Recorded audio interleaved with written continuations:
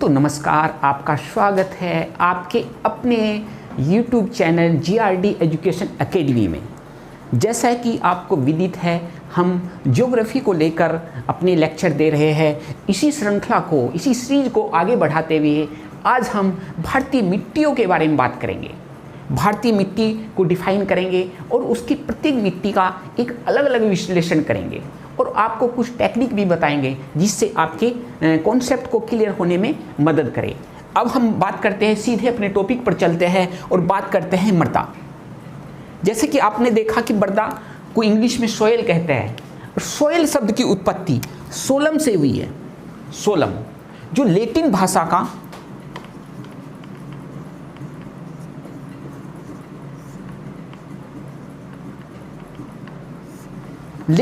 की सोलम से हुई है, जिसका अर्थ होता है फर्श। जिसका अर्थ क्या होता है? फर्श। अब हम मृदा या मिट्टी की डिफाइन करते हैं। देखते हैं कि पृथ्वी के ऊपर, पृथ्वी के धरातल के ऊपर असंगठित पदार्थों की एक परत है। असंगठित पदार्थों की एक परत है। इस प्रकार हम देख सकते हैं, माना ये हमारी पृथ्वी है,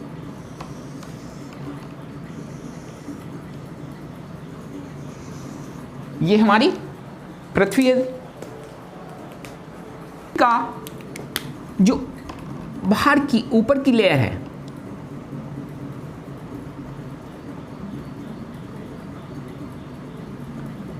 जो पृथ्वी की बाहर की लेयर है, जिसको हम हिंदी में भूपर्पटी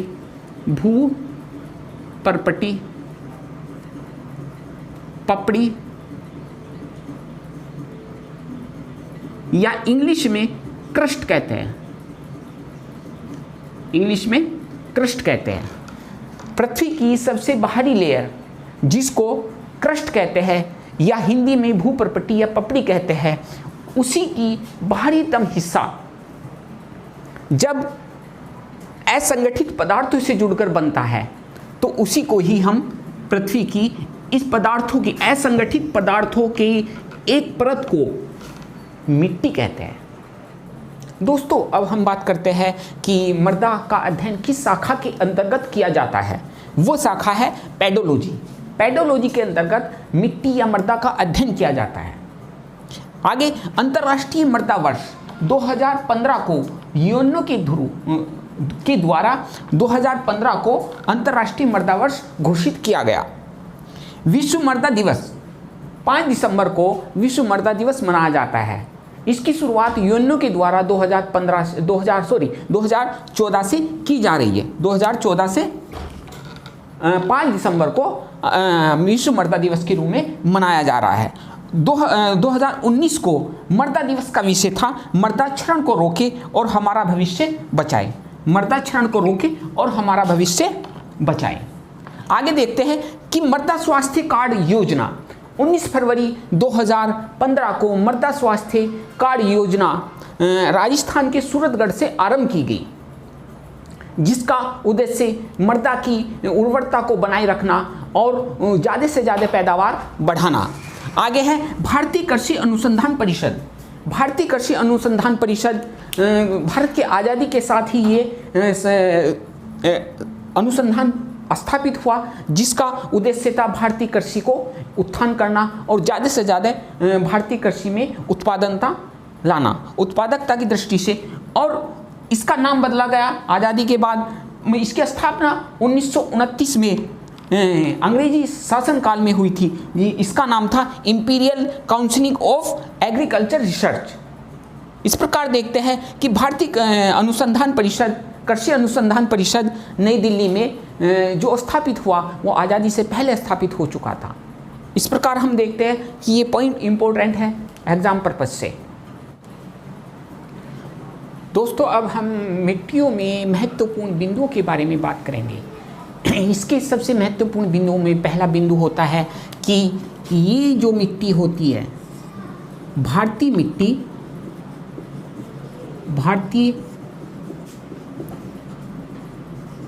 मिट्टी में ह्यूमस, नाइट्रोजन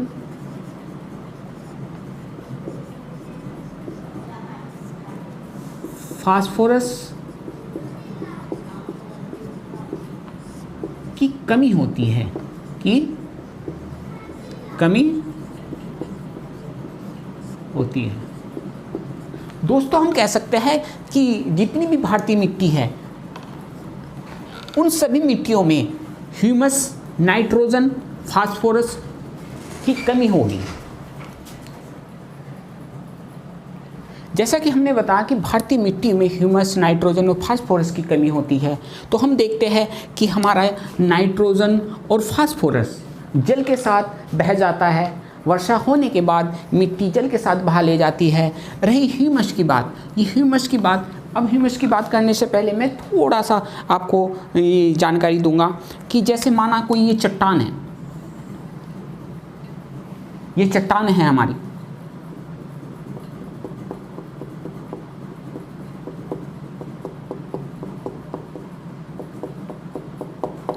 इस चट्टान में ये सूर्य है हमारा, इसकी किरणें पड़ती है और ये चट्टान गर्म हो जाती है। क्या हो जाती है? गर्म हो जाती है। गर्म होने के बाद उसके बाद वर्षा के टाइम इस पर जल की बूंदें पड़ने लगती है।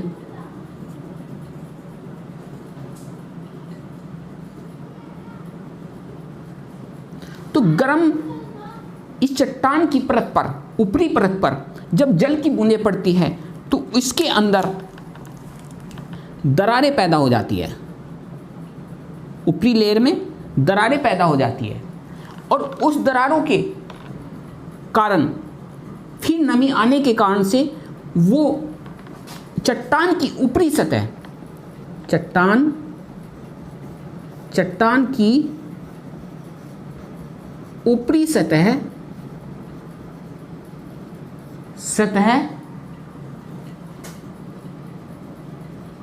कमजोर व खोखली हो जाती है,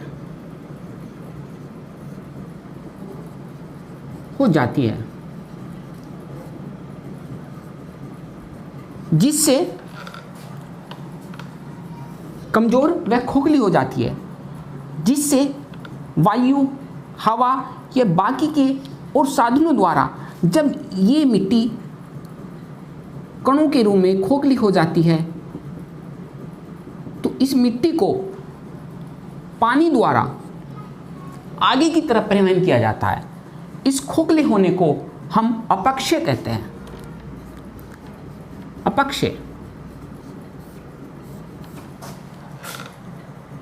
गर्मी के कारण, वर्षा के कारण ये जो चट्टान की ऊपरी सतह खोखली हुई या कमज़ोर हुई तो उसकी ही हम अपक्षय कहते हैं। और जब ये मिट्टी के कण जो खोखले हो चुके हैं, मिट्टी या चट्टान के कण पानी के द्वारा बहा के पानी द्वारा बहाव के साथ जाते हैं, उसे अपर्दन कहते हैं। उसे अपर्दन कहते हैं। दोस्तों देखा, पहले मिट्टी या उसकी ऊपरी सतह खोखली हो जाती है, कमज़ोर पड़ जाती है। जब वो कण, ऊपरी सतह के कण कमज़ोर हो जाते हैं तो उसके बाद पानी की वर्षा के समय पानी की धारा इसको आगे की ओर बहा ले जाती है। इसी मिट्टी के इसी कटाव को, इसी बहाव को हम अपर्दन कहते हैं। अपक्षय और अपर्दन के द्वारा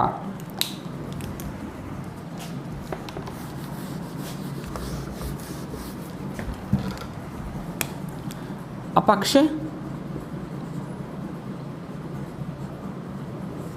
व अपर्दन द्वारा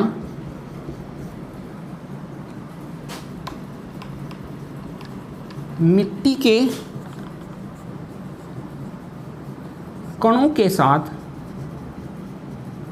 जब सड़े गले वनस्पति व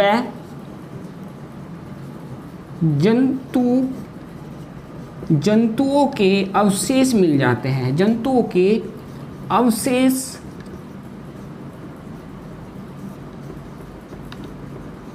मिल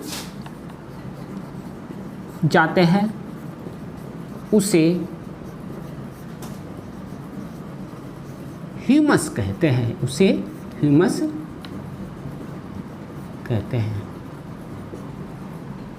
जो मिट्टी में काफ़ी उर्वरक होता है और भारतीय मिट्टी में मुख्य रूप से इस ह्यूमस की कमी पाई जाती है।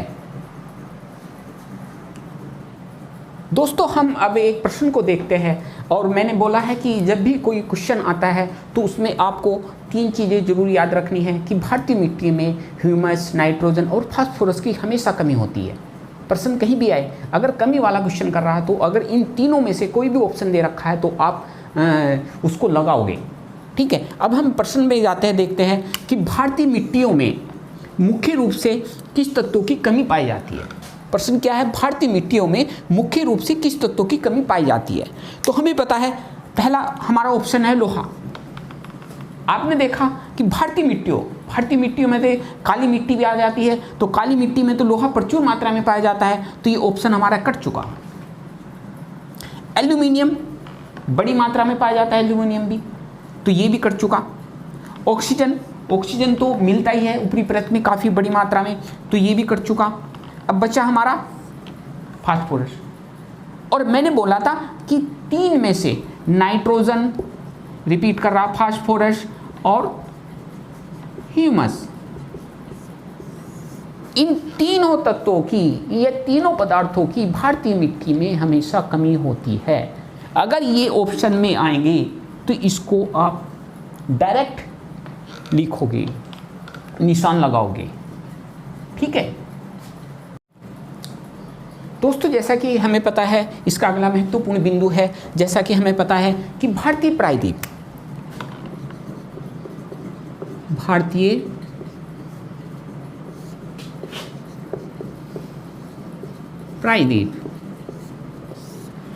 प्रायद्वीप की मिट्टियों का निर्माण ग्रेनाइट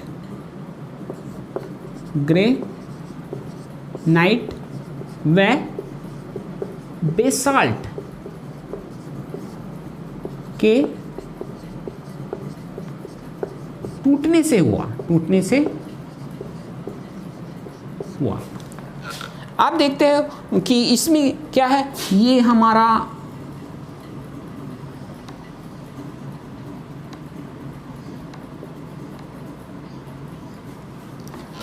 प्रायद्वीपीय भारत है, ये हमारा प्रायद्वीपीय भारत है। तो हम देखेंगे प्रायद्वीपीय भारत मुख्य रूप से, जैसा कि हमने बोला है, प्रायद्वीपीय भारत मुख्य रूप से ग्रेनाइट और बेसाल्ट की चट्टानों से निर्मित है। और बेसाल्ट या ग्रेनाइट वहाँ पर पाए जाते हैं जहाँ पर पहले ज्वालामुखी क्रिया हुई हो।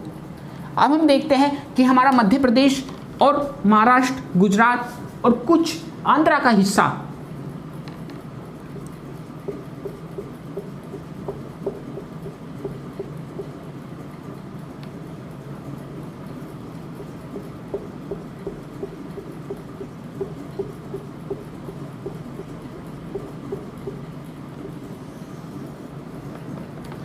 ये मालवा का पठार कहलाता है।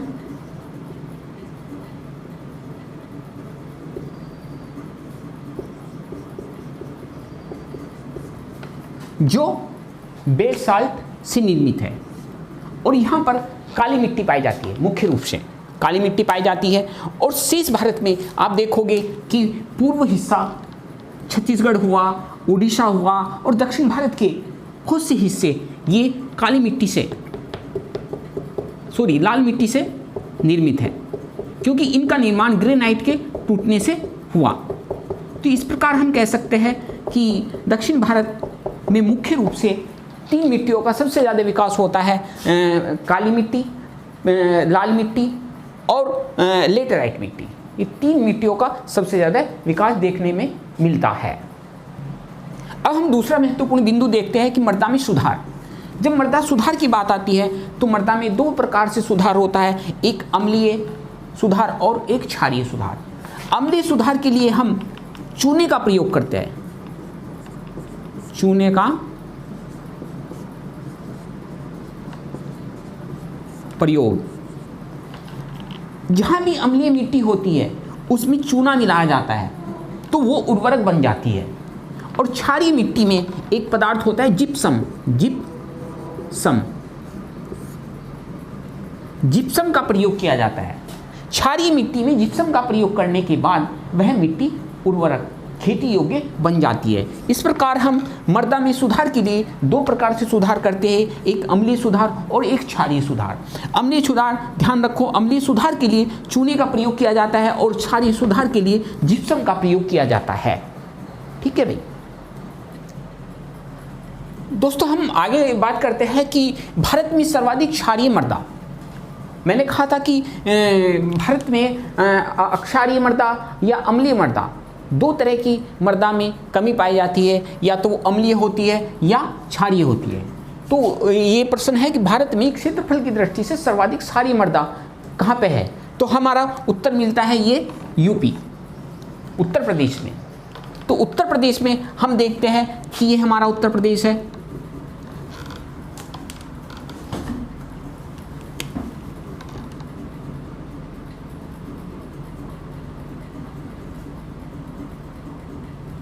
ये उत्तर प्रदेश है।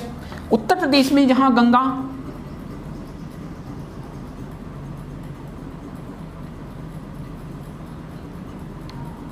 और यमुना का एक क्षेत्र है, तो इसी क्षेत्र में कुछ क्षेत्र ऐसा है जहां पर पानी की अधिकता के कारण से वो क्षेत्र अक्षारीय हो जाता है, अक्षारीय हो जाता है।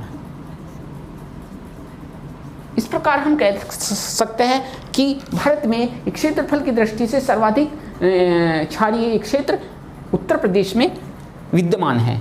दूसरा क्वेश्चन है भारत में सर्वाधिक लवणीय क्षेत्र। दोस्तों भारत में सर्वाधिक लवणीय क्षेत्र देखे जाए, हमारा एक स्टेट पड़ता है यहाँ पर गुजरात। हमारे प्रधानमंत्री नरेंद्र मोदी जी का स्टेट, राज्य गुजरात। तो गुजरात को हम देखते हैं तो गुजरात का अधिकांश, जैसे आप देखोगे कच्छ क्षेत्र,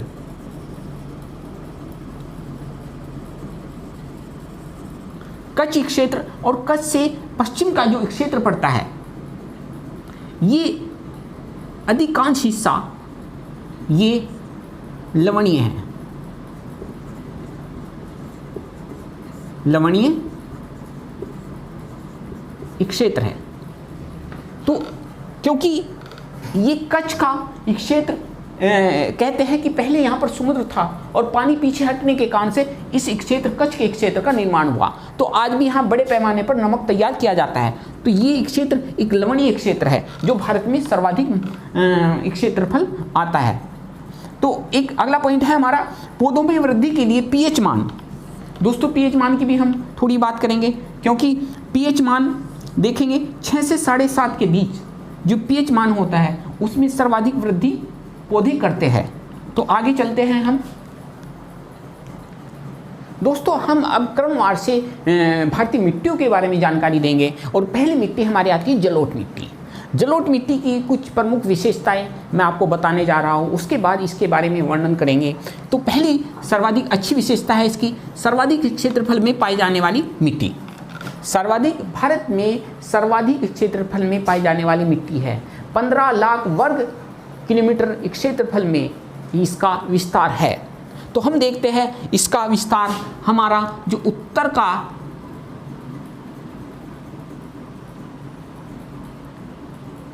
मैदान और हमारा असम ब्रह्मपुत्र घाटी,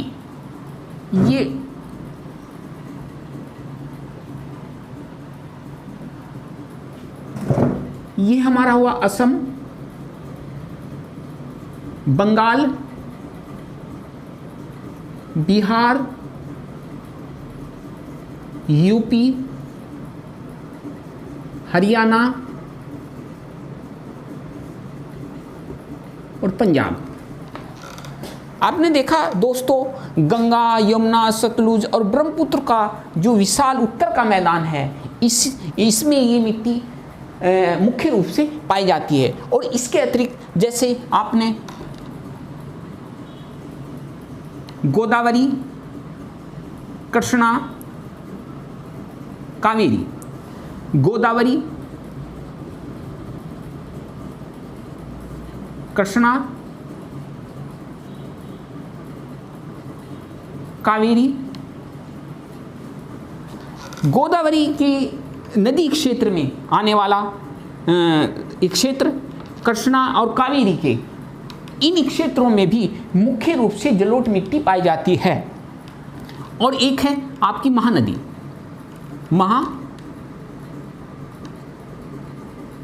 तो इस प्रकार दोस्तों हम देखते हैं कि हमारे उत्तर का मैदान जो पंजाब से शुरू होता है और असम तक जाता है, पंजाब से शुरू होकर असम तक जाता है, जिसमें सतलुज, यमुना, गंगा, ब्रह्मपुत्र का मैदान आता है। इसमें मुख्य रूप से हमारी जलोढ़ मिट्टी मिलती है। आगे चलते हैं। दूसरा पॉइंट है हमारा भारत की मिट्टियों में सर्वाधिक उपजाऊ, क्योंकि इसमें दोस्तों अब हम जलोढ़ मिट्टी के निर्माण या कैसी व्यवस्था चलती है उसके बारे में बताएंगे। तो हम मैपिंग में देखते हैं कि हमारा जो मैप है ये हमारी सबसे निम्न जो श्रेणी है वो हमारी शिवालिक श्रेणी है। शिवालिक हिमालय की सबसे कम ऊंचाई वाली श्रेणी और तीसरे नंबर की श्रेणी शिवालिक श्रेणी है, जिसको निम्न हिमालय का दर्जा दिया जाता है।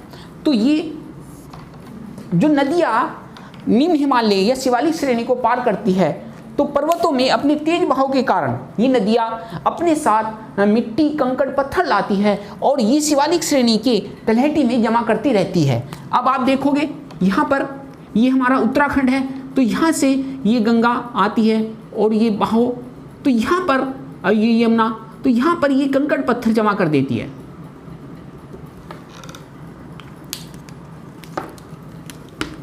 ये दोस्तों कंकड़ पत्थर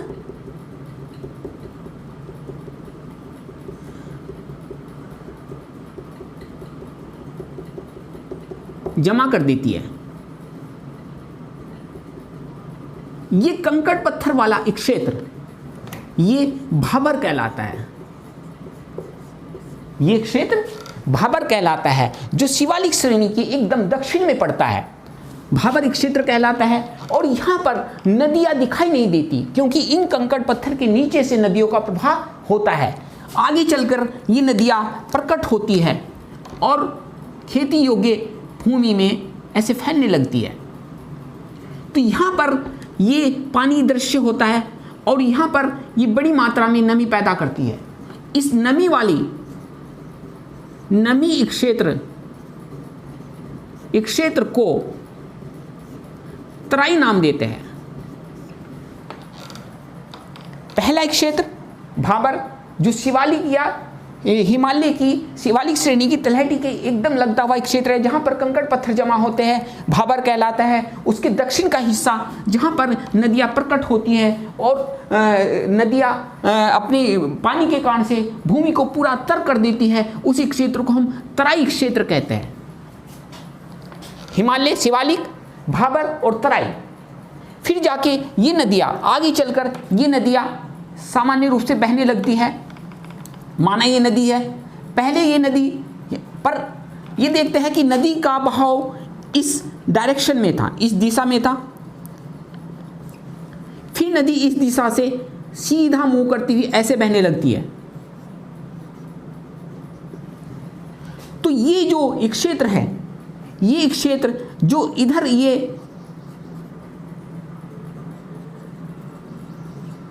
एक क्षेत्र जलोढ़ मिट्टी क्षेत्र, क्योंकि ये क्षेत्र अब पुराना हो चुका और ये क्षेत्र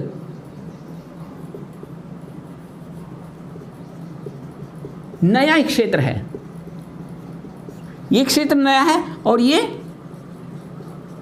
पुराना है, क्योंकि यहाँ पर पहले नदी बहती थी, अब नदी ने अपनी डायरेक्शन चेंज कर दी और इसका पानी पुराने क्षेत्र पर नहीं जा पाता। तो ऐसे एक क्षेत्र को जहाँ पुराने क्षेत्र में जहाँ पर नदी पहले बहा करती थी नहीं जा पाता, तो उसी क्षेत्र को हम जलोढ़ मिट्टी के उसी क्षेत्र को हम बांगर कहते हैं, बांगर कहते हैं।